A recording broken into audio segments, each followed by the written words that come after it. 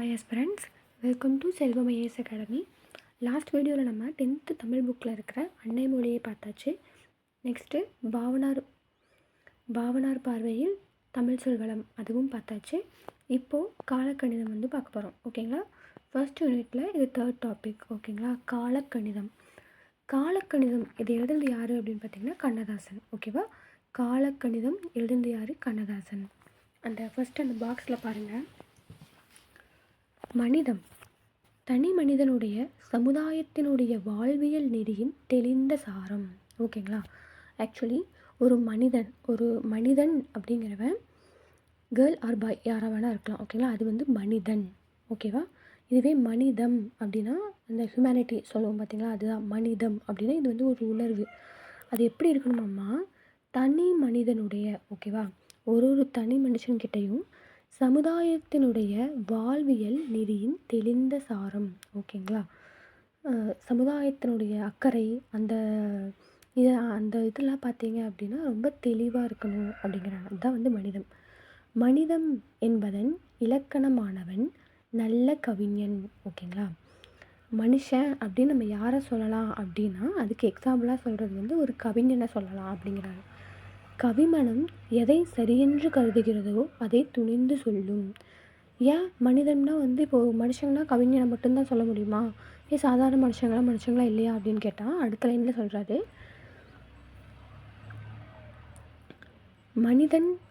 மனிதம் என்பதன் இலக்கணமானவன். ஓகேவா? மனுஷன் இவங்களாம் மனுஷன் அப்படின்னு எப்படி சொல்லலாம்னா இலக்கணமானவன் மனிதம் அப்படிங்கிறதுக்கு எக்ஸாம்பிளாக இருக்கிறவங்க யார் அப்படின்னா நல்ல கவிஞன் தான் அப்படிங்கிறாங்க. ஏன்னா கவிமனம் கவிமனம் அப்படிங்கிறது இந்த இடத்துல பாருங்கள் தன்னகரம், அதாவது 3 சொல்லி நான் வந்திருந்தால் மட்டும்தான் அது மனத்தை குறிக்கிறது. பூவின் மனம், மல்லிகை மனம், ரோஜா மனம். ஸோ அதுதான் அந்த தன்னகரம் 3 சொல்லி நான் வந்திருந்தால் தான் மனம். இந்த இடத்துல 2 சொல்லி நான் தான் இருக்குது. ஓகே, அப்போ நம்மளது உள்ளம். ஓகேவா? கவிமனம் அப்படிங்கிறது அவர் உள்ளத்திலிருந்து சொல்கிறாரு. எதை சரியென்று கருதுகிறதோ அதை துணிந்து சொல்லும். ஓகேங்களா? இப்போது பெரும்பாலும் இந்த கதையாசிரியர்களை விட இந்த கவிதை ஆசிரியர்கள் பார்த்தீங்க அப்படின்னா அவங்க மனசில் தோன்றதை அப்படியே சொல்லிடுவாங்க. இதுதான் உண்மை அப்படின்னா அதை அப்படியே சொல்லுவாங்க. அதுதான் செல்வத்திற்கோ பதவிக்கோ அடிபணியாது. ஓகேவா? அவங்க இவங்க பணக்காரங்க, இவங்கக்கிட்ட காசு இருக்குது, இவங்க ஏழை, இவங்கக்கிட்ட காசு இல்லை அப்படின்ட்டு அந்த மாதிரியெல்லாம் பார்க்காது. எது கரெக்டுன்னு படுதோ அதைத்தான் பேசும் அப்படின்னு சொல்கிறாங்க. ஓகேவா? பிறருக்கு பகிர்ந்து கொடுக்கும். இது அவங்க மட்டுமே வச்சுக்க மாட்டாங்க, மற்றவங்களுக்கும் பகிர்ந்து கொடுப்பாங்க அப்படின்னு சொல்கிறாங்க. மாற்றம் என்பது மனிதத்தின் இயல்பு. ஓகேங்களா? மனுஷனாக பிறந்தாலே மாற்றம் கண்டிப்பாக இருக்கும். ஃபார் எக்ஸாம்பிள் நம்ம பிறந்ததுலேருந்து பாருங்கள், நம்ம குழந்தையாக பிறக்கிறோம், அதுக்கப்புறம் வளரிடும் பருவம்னு சொல்லிட்டு இளம் பருவத்துக்கு வரோம், அதிலிருந்து இளமை பருவம் வருது. சரியா? வளரிடும் பருவத்திலேருந்து இளமை பருவம் வருது, இளமை பருவத்திலேருந்து திருப்பி முதுமை பருவத்துக்கு போகிறோம். ஸோ இது பருவத்திலிருந்து இயற்கையின் அழகே என்னது மாற்றம் தான். சரிங்களா? அதுதான் மனிதத்தின் இயல்பு அப்படின்னு சொல்கிறாங்க. எதையும் மறைக்காமல் துணிந்து சொல்வதும் மனிதத்தின் இயல்பு. ஓகேங்களா? எதையுமே மறைக்காமல் நம்ம உண்மையை மட்டுமே, நம்ம மனசில் என்ன பட்டுச்சோ நம்ம மனசில் பட்டதை மட்டுமே பேசணும் அப்படின்னா அது அதுவும் ஒரு அழகு தான். சரிங்களா? நெக்ஸ்ட்டு, மனிதமும் கவித்துவமும் ஒன்றிணைந்த நிலையே இக்கவிதையின் சாரம். ஓகேங்களா? இப்போ இந்த கவிதை நம்ம பார்க்க போகிற கவிதை எப்படி இருக்குது அப்படின்னா மனிதமும் கவித்துவமும். ஓகேவா? ஒரு மனுஷனும் அந்த மனுஷனுக்குள்ளே இருக்க கவிதை இது. ஓகேங்களா? இது ரெண்டும் ஒன்றிணைந்த நிலையில் தான் இந்த கவிதை இருக்குது அப்படின்னு சொல்கிறாங்க. ஓகேவா? இவ்வளோ தான் இன்ட்ரொடக்ஷன். நான் ஏன் இன்ட்ரொடக்ஷன் இவ்வளோ எக்ஸ்பிளைன் பண்ணி சொல்கிறேன் அப்படின்னா இன்ட்ரொடக்ஷன்லேருந்து கூட கொஷின்ஸ் கேட்கலாம். எப்படி அப்படின்னா மாற்றம் என்பது டேஷ் இயல்பு, இல்லைனா மனிதத்தின் இயல்பு டேஷ் ஆகும், அந்த மாதிரி கூட கேட்கலாம். இன்னொன்று, மறைக்காமல் துணிந்து சொல்வது டேஷ் இயல்பு. ஓகேங்களா? மறைக்காமல் துணிந்து சொல்வது டேஷ் இயல்பு அப்படின்னு சொல்லலாம். இன்னொன்று, மனிதமும் டேஷ் ஒன்றிணைந்த நிலையே இக்கவிதை, கவிதைன்னு மட்டும் கொடுப்பாங்க. சார், மனிதமும் டேஷ் ஒன்றிணைந்த நிலையே கவிதை அப்படின்னு கேட்கலாம். இல்லைனா டேஷ் தனி மனிதனுடைய சமுதாயத்தினுடைய வாழ்வியல் நெறியின் தெளிந்த சாரம் அப்படி கேட்கலாம். எப்படி வேணால் கேட்கலாம். சரிங்களா? எப்படி கேட்டாலும் நம்ம ஃபிங்கர் டிப்பில் ஆன்சர் சொல்கிற மாதிரி வச்சுக்கணும். நெக்ஸ்ட்டு கீழே பாருங்கள், கவிதை பாருங்கள். கவிஞன் யாரோர் காலக்கணிதம் கருப்படு பொருளை உருப்பட வைப்பேன். ஓகேவா? இந்த கோட்டிங்ஸ் கொடுத்து யாருன்னு சொன்னாங்கன்னு கேட்கலாம்.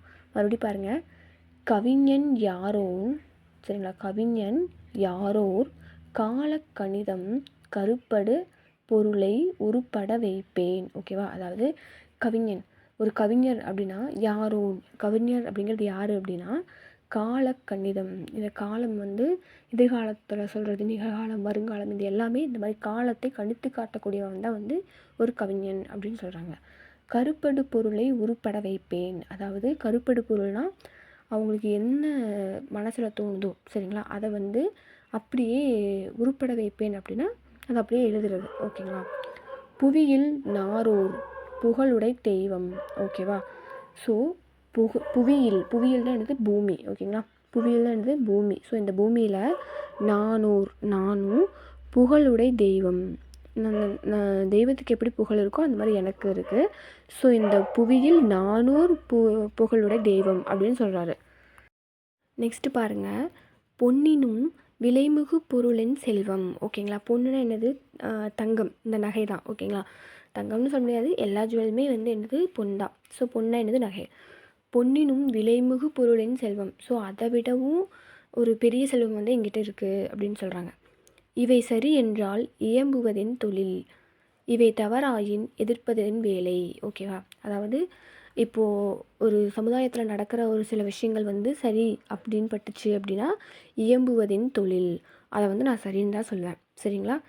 இவை தவறாயின், ஒரு வேளை அது தப்புன்னு பட்டுச்சுன்னா எதிர்ப்பதின் வேலை, அதை வந்து நான் கண்டிப்பாக தட்டி கேட்பேன் அப்படிங்கிறாரு. ஆக்கல் அழித்தல் இம்மூன்றும் அவனும் யாமுமே அறிந்தவை அறிக. ஓகேவா, ஆக்கல் அழித்தல், அதாவது ஆக்கல் அப்படின்னா ஒரு விஷயத்தை உருவாக்குறது. ஓகேங்களா, இப்போ கடவுள் வந்து நம்மளே படைப்பார், நம்மளை எல்லாம் படைக்கிறது யாருன்னா கடவுள். அப்போ அது வந்து என்னது, இறைவனை பொறுத்த வரைக்கும் ஆக்கல். இப்போ ஒரு என்ன சொல்கிறது, ஒரு விஷயத்தை உருவாக்குறது வந்து ஒரு கவிஞனுடைய வேலை இல்லைங்களா. ஸோ அது வந்து ஆக்கல். அழித்தல் அப்படின்னா கடவுள் தான் வந்து நமக்கு உயிர் கொடுத்தார் இல்லைங்களா. நமக்கு உயிர் கொடுத்தது என்னமோ நம்ம அம்மானா. ஸோ இந்த உலகத்தில் இருக்கிற ஒரு ஒரு உயிரையும் பார்த்து அந்த உயிருக்கு என்னென்ன வேணுன்றதை கேட்டு கொடுக்குறது எல்லாமே யார் தான், கடவுள். இதே மாதிரி தான் கவிதை ஆசிரியர் என்ன பண்ணுவாங்க அப்படின்னா அந்த கவிதைக்கு தேவையான உவமை, உரிப்பொருள், உவமேயம் இதெல்லாமே கரெக்டாக கொடுப்பாங்க. ஸோ அழித்தல்.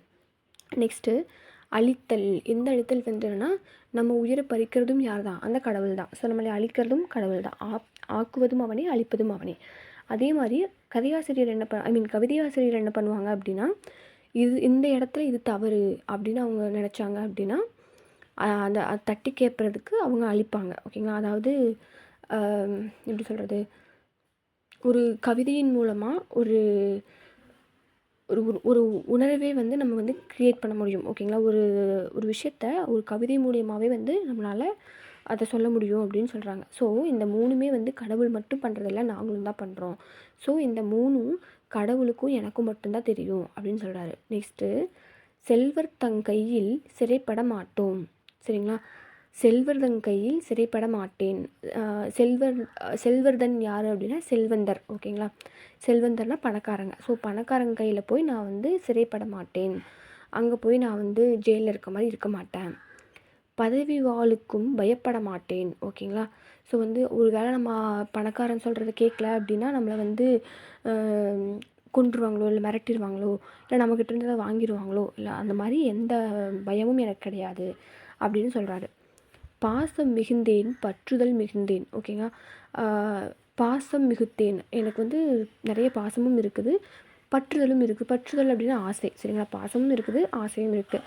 சொல்லுவாங்களா, ஒரு ஆசை பாசம் கூட இல்லையா அப்படின்ட்டு. ஸோ அதெல்லாம் எனக்கும் இருக்குது அப்படின்னு சொல்கிறாரு. ஆசை தருவன அனைத்தும் பற்றுவேன். ஓகேங்களா, எனக்கு எதெல்லாம் ஆசையாக இருக்கோ நான் அதையெல்லாம் எல்லாத்து மேலேயும் ஆசைப்படுவேன் அப்படிங்கிறாங்க. உண்டாயின்பர் உண்ணத் தருவேன். ஓகேவா, உண்டாயின் பிறர் உண்ணத் தருவேன். என்கிட்ட இருக்குது அப்படின்னா நான் வந்து மற்றவங்க சாப்பிட்றதுக்கும் கண்டிப்பாக தருவேன். சரிங்களா, இல்லாயின் எமர் இல்லம் தட்டுவேன். ஓகேங்களா, ஒரு வேளை அப்படி என்கிட்ட இல்லை அப்படின்னா எமர் இல்லம் தட்டுவேன். நான் வந்து அட்லீஸ்ட் மற்றவங்க வீட்டு கதவை தட்டியாவது நான் வந்து அவங்களுக்கு கண்டிப்பாக கொடுப்பேன். வண்டா எழுந்து மலர்களில் அமர்வேன். ஓகேங்களா, வண்டு வந்து எப்படி ஒரு மலர் மேலே போய் உட்காருதோ அதே மாதிரி நானும் வந்து திரும்பி எந்திரிப்பேன் அப்படின்னு சொல்கிறாங்க. வாய்ப்புறத்தேனை உட்புறந்தருவேன். அதாவது இந்த இடத்துல என்ன சொல்கிறாங்கன்னா, வண்டானது எப்படி அந்த மலர் மேலே போய் அமருதோ, கவிஞர்களாகிய நாங்களும் வந்து என்ன பண்ணுவோம் அப்படின்னா, அந்த கவிதை, அதாவது அந்த மொழிப்பற்றுதல், அவங்கக்கிட்ட இருக்கிற அந்த கவிதை தேனை வந்து ஊர் புறந்தருவேன், ஊர் ஃபுல்லாக நான் எல்லாத்துக்கும் தருவேன், எல்லா மக்களுக்கும் அதை வந்து அறிய செய்வேன் அப்படிங்கிறாங்க. பண்டூர் கம்பன், பாரதி தாசன் சொல்லாதன சில சொல்லிட முனைவேன். அதாவது பண்டூர் அப்படின்னா இவங்களுடைய முன்னோர்கள், ஓகேங்களா? அதை நோட் பண்ணிக்கோங்க. பண்டூர் அப்படின்னா யாரும்? முன்னோர், ஓகேவா? ஸோ நம்ம கண்ணதாசனுக்கு முன்னோர் யார் அப்படின்னு பார்த்தீங்கன்னா, நம்ம கம்பன், பாரதி தாசன் அப்படிங்கிறவர் பாரதிதாசன், ஓகேங்களா? ஸோ இந்த கம்பன், பாரதிதாசன் இவங்க 3 பேர் யார்? கண்ணதாசனுக்கும் முன்னோடிகள். அவர் தான் பண்டோர் அப்படிமா. ஸோ அவங்க சொல்லாதன சில, ஓகேவா? அவங்க சொல்லாததை கூட சொல்லிட முனைவேன், நான் சொல்கிறதுக்கு ட்ரை பண்ணுவேன், சரிங்களா? முனைவேன் அப்படின்னு முயற்சி செய்வேன். புகழ்ந்ததால் என்னுடல் புல்லரிக்காது, ஓகேங்களா? புகழ்ந்தால் என்னுடல் புல்லரிக்காது, இகழ்ந்தால் என் மனம் இறந்து விடாது. ஸோ நான் ஹைலைட் பண்ணிக்கிற பாயிண்ட்ஸ் வந்து ரொம்ப இம்பார்ட்டண்ட். அது வந்து ப்ரீவியஸ் இயர் கொஸ்டின்ஸில் வந்து அடிக்கடி கேட்டிருக்காங்க அந்த கோட்டிங்ஸ் மட்டும். ஸோ நல்லா மெமரி பண்ணிக்கோங்க. புகழ்ந்தால் என்னுடல் புல்லரிக்காது, இகழ்ந்தால் என் மனம் இறந்து விடாது. இது யார் சொல்லியிருக்காங்க அப்படின்னா நம்ம கண்ணதாசன் தான், ஓகேங்களா?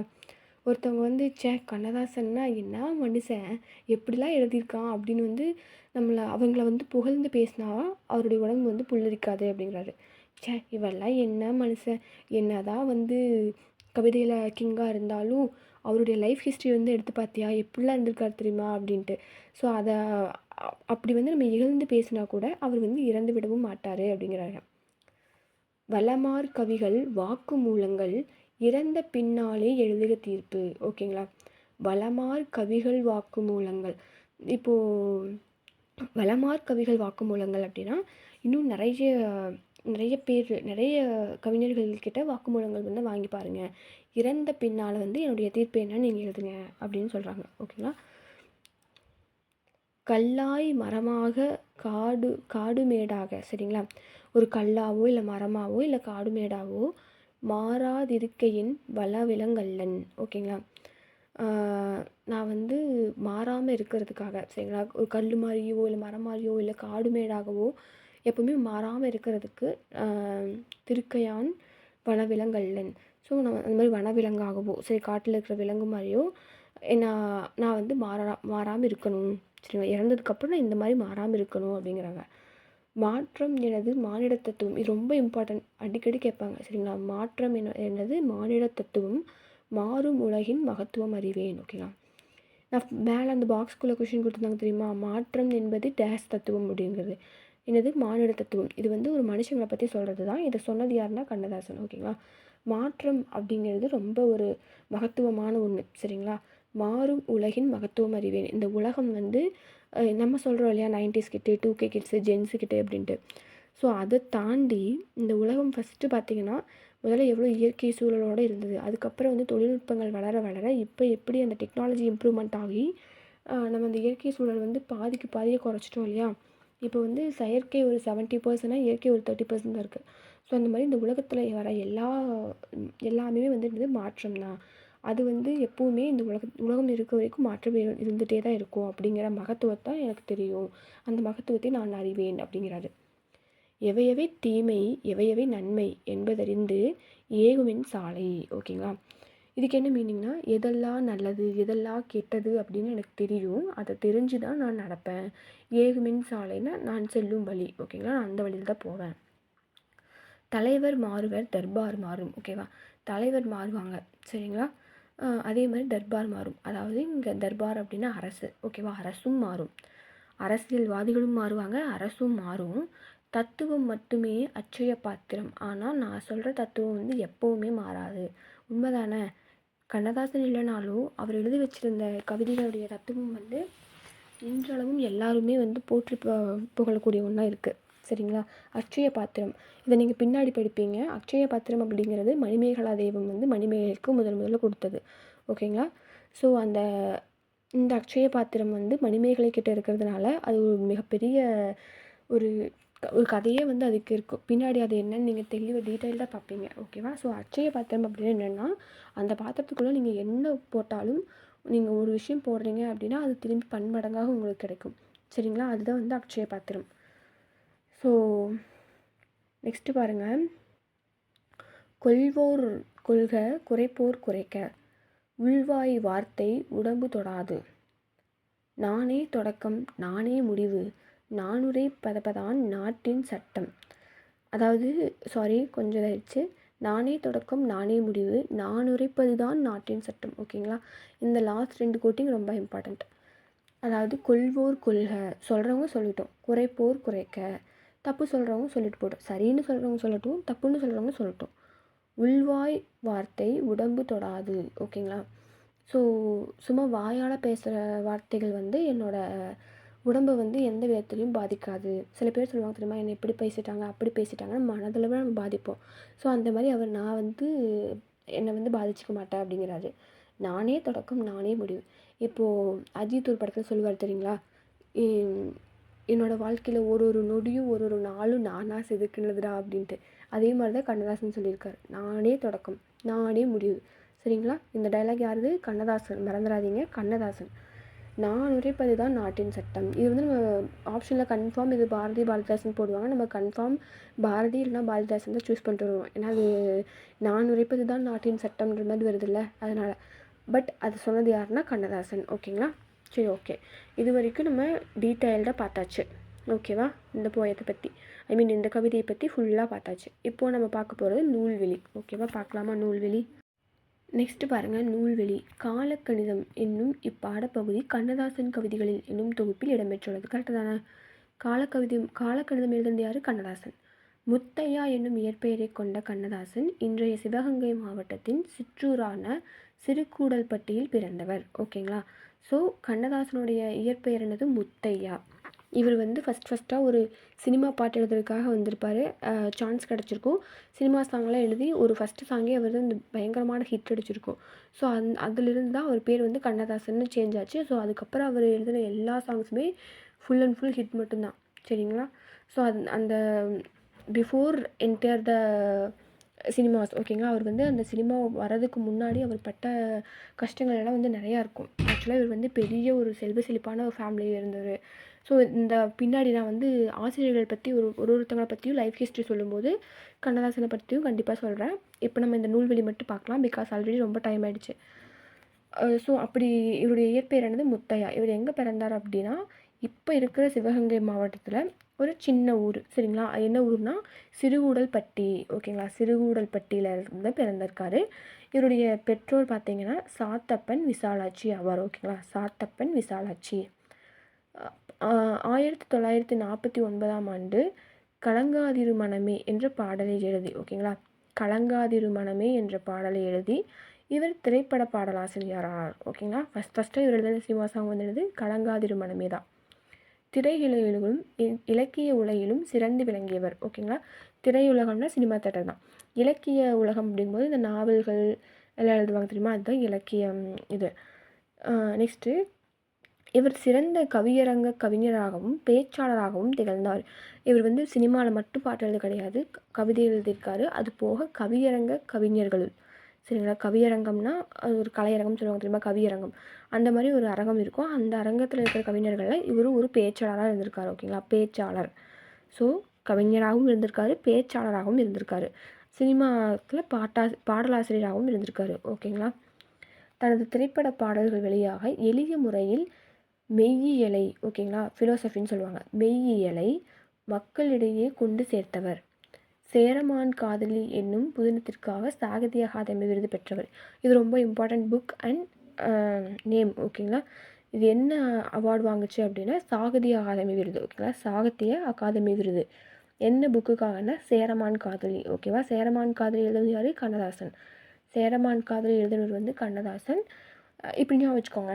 நமக்கு வந்து கண்ணதாசன் தெரியும், ஆனால் கண்ணதாசனுடைய லைஃப் ஹிஸ்ட்ரி வந்து யாருக்கும் தெரியாது இல்லையா? ஸோ அவர் மேரேஜ் ஆனாரா இல்லையா எதுவுமே தெரியாது. ஸோ அவருக்கு வந்து ஒரு காதலி இருந்திருக்காங்கன்னு ஞாபகம் வச்சுக்கோங்க. ஸோ காதலினா யார்? கண்ணதாசன் தான். சரி, கண்ணதாசன் காதலி ஞாபகம் வச்சுக்கோங்க, கண்ணதாசன் காதலி.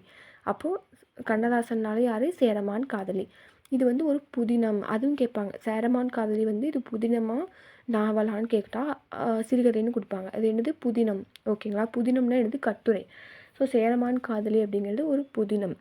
நம்ம வந்து காதலி அப்படின்னா அவங்களுக்கு அந்த காலத்தில் என்ன பண்ணுவாங்க, ஒரு கட்டுரை மாதிரி தான் வந்து லவ் லெட்டரே வந்து எழுதுவாங்க இல்லையா. ஸோ வந்து கட்டுரைனா என்னது, புதினம் அப்படின்னு வச்சுக்கோங்க. இவர் தமிழ்நாடு அரசின் அரசவை கவிஞராகவும் ஆக்கப்பட்டு சிறப்பு பெற்றுள்ளார். ஓகேங்களா, இது ரொம்ப இம்பார்ட்டன்ட். தமிழ்நாடு அரசு இருக்கிற அந்த அரசவை கவிஞர்களை வந்துட்டு இவரும் ஒரு அரசவை கவிஞராக இருந்திருக்காரு. ஓகேவா, இனி போக போக பார்ப்பீங்க, அரசவை கவிஞர்களாக மட்டுமே கிட்டத்தட்ட ஒரு 5-6 பேர்த்துக்கு மேலே இருப்பாங்க. சரியா, அதில் நம்ம கண்ணதாசனும் ஒருத்தர், ஞாபகம் வச்சுக்கோங்க. பின்னாடி நூலாசிரியரை பற்றி பார்க்கும்போது எல்லாமே டீட்டெயில்டாக பார்க்கலாம். ஓகேவா, நெக்ஸ்ட்டு கீழே வாங்க. கற்றவை கற்றபின்னில் பாருங்கள், கவிச்சக்கரவர்த்தியும் கவியரசும். ஓகேங்களா, நம்ம கவிச்சக்கரவர்த்தினா யார் சொல்லுவோம், கம்பன். ஓகேங்களா, கவியரசு அப்படிங்கிறது யார், கண்ணதாசன். ஓகேவா, கவிச்சக்கரவர்த்தி சொல்கிறது யார், கம்பன். கவியரசு அப்படிங்கிறது நம்ம கண்ணதாசன். நதியின் பிழையென்று நறும்புணலின்மை அற்றே. நதியின் பிழையென்று நறும்புணலின்மை அற்றே, பதியின் பிழையென்று பயந்து நன்மை புறந்தாள். மதியின் பிழையென்று மகன் பிழையென்று மைந்த விதியின் பிழை நீ இதற்கென்ன வெகுண்டதென்றான்.